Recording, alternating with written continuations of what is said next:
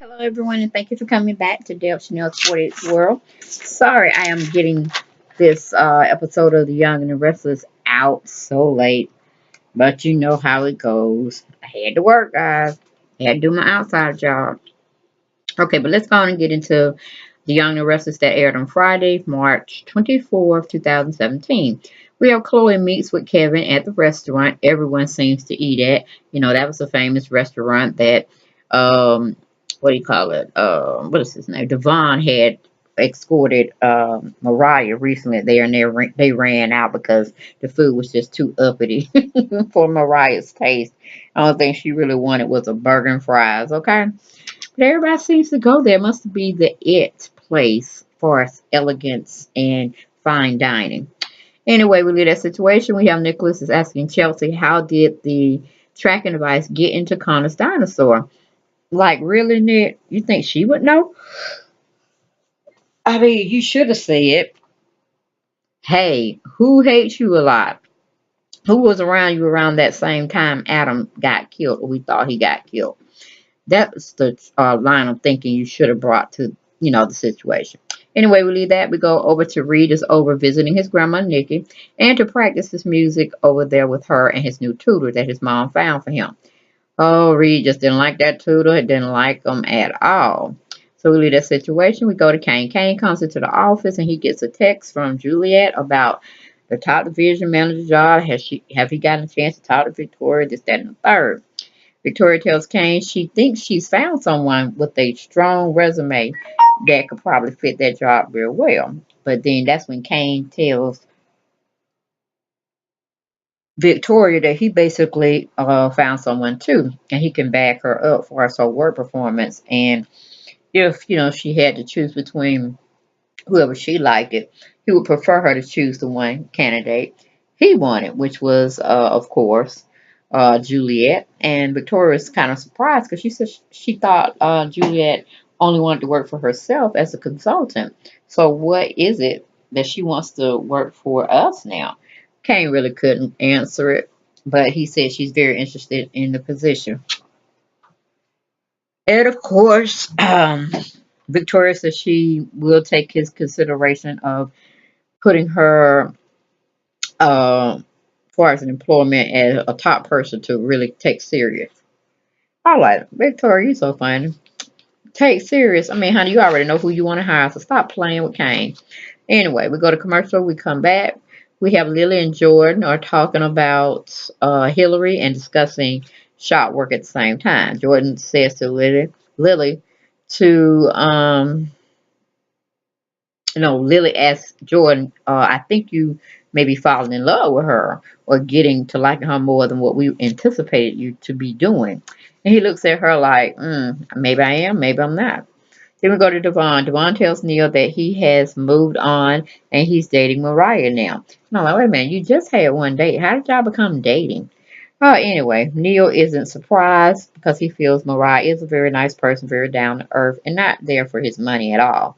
Then he thinks about Devon is moving too fast. Is it something he really want to get away from Hillary? And, pretty much Devon said, that's a done deal. Forget her and everything about her.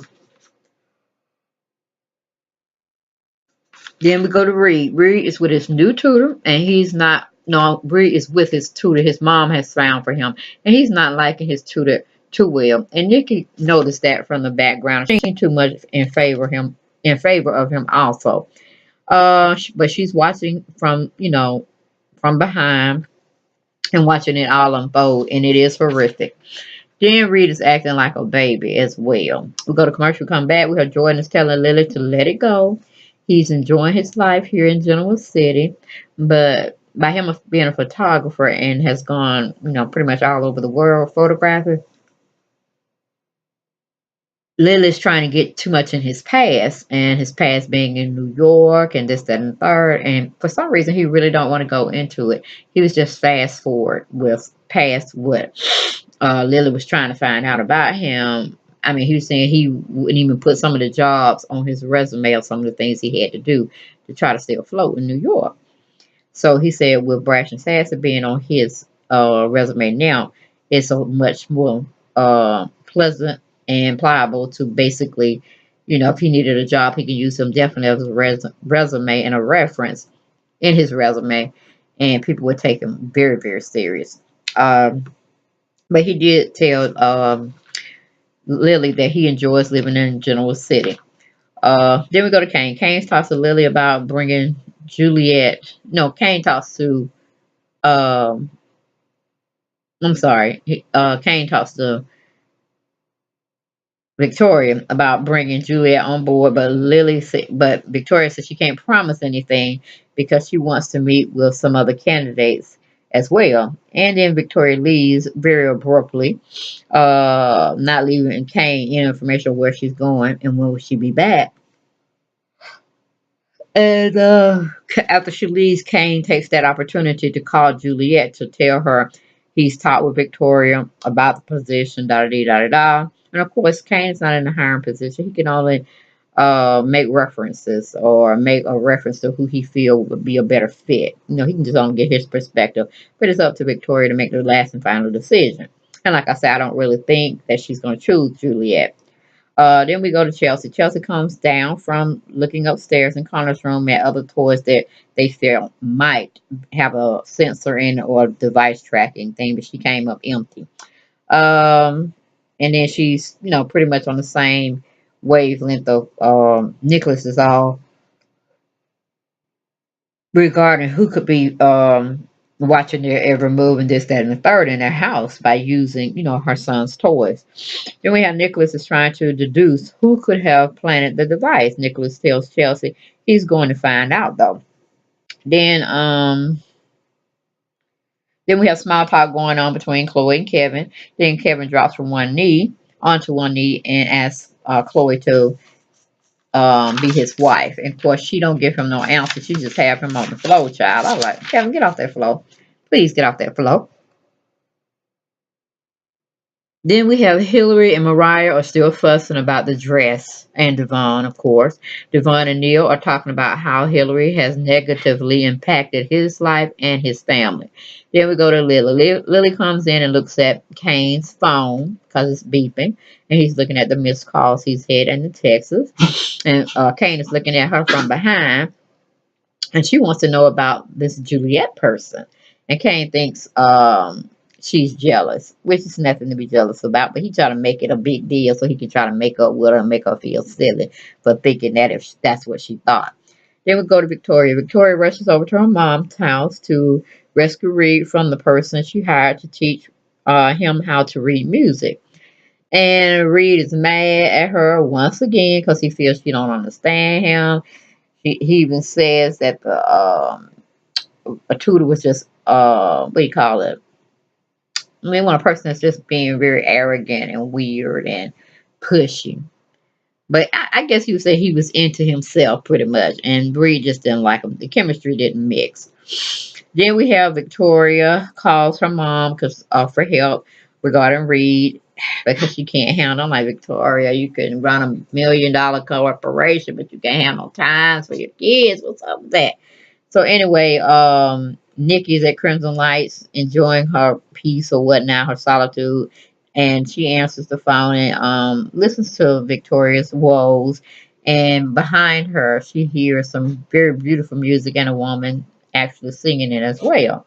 I won't call her a what do you call it, homeless person, and she just sing for the public to get her some money so she can go to and fro.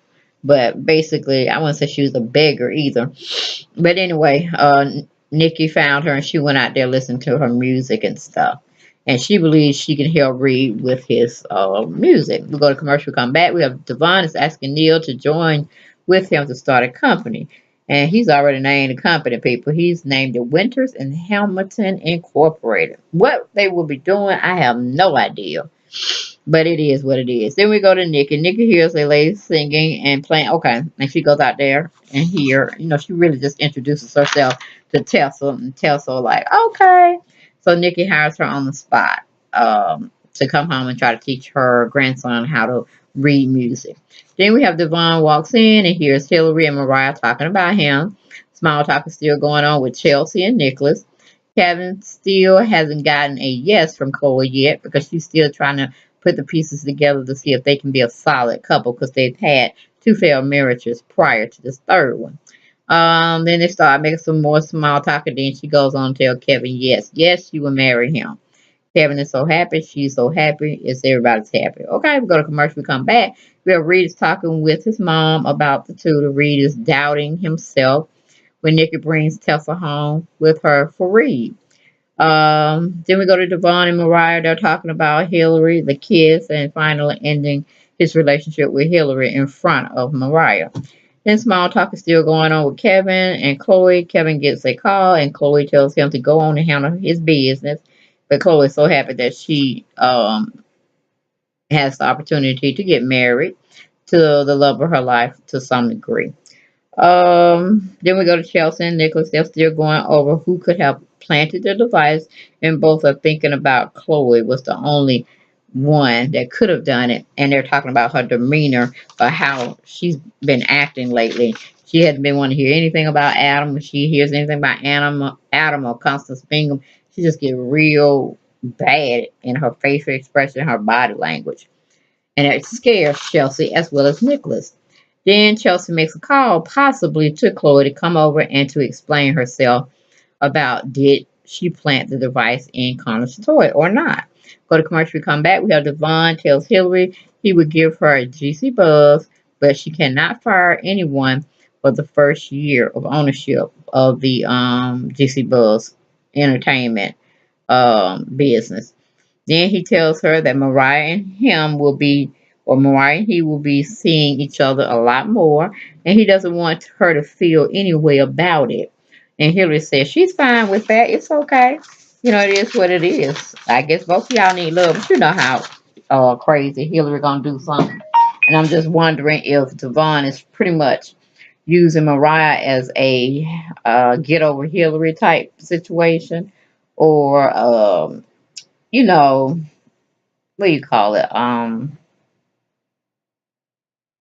Dang, I can't think of it. Lack of a better word as a replacement for Hillary till he gets over how he really feels. And that's just not right if Devon is going to do that because, you know, Mariah has a rebound is what I'm talking about. A rebound relationship because his first relationship didn't work and he just hated to be by himself. And, you know, I hope he, like I said, not using Mariah just, you know, as an anchor for him to lean on and all this and that. And he really doesn't take her seriously.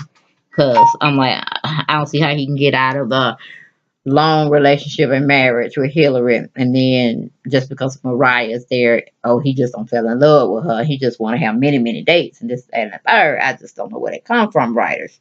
But anyway, guys, that was my take, my spiel on The Young and the Restless that aired on March 24th, 2017, Friday. So take it easy. I'll be back talking with you, giving you more visuals and my commentary on The Young and the Restless for tomorrow's episode, which will be the 27th. Okay, guys, take it easy, and I'll talk to you soon. Bye bye.